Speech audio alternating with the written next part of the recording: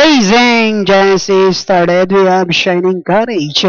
Pretty quickly to start. Alki is on the outside. Then next online is Secret Kingdom Aremo. Grab comes next. Extravagant Woman, while Wishful is Splendor is the early trailer by about 12 lengths of the leader.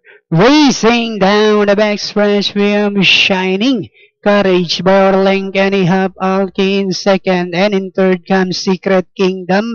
Aremo, Grab comes next, Extravagant Woman, while Wishful is Splendor is still in last. And on the fourth turn, we have Shining Courage enjoying a 3 lengths lead, and in second comes Alki. The Secret Kingdom remains in third, Grab now in fourth, and in fifth comes Aremo.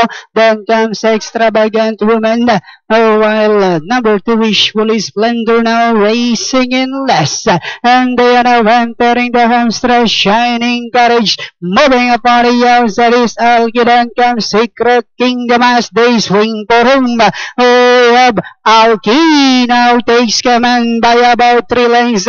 Moving upon the outside, Grab, Secret Kingdom last 50 meters. We have Alki followed by Grab, and finally Alki, Grab, Secret Kingdom, then comes Aremo, Shining Courage. Okay, mga karerista, for race number 2, ang ating pong unofficial winner dyan, numero 6, Alki, with apprentice jockey MB Pilapil. Masa segundo nga, numero 4, yan po si Graf, numero 1, Secret Kingdom, at papasok sa inyong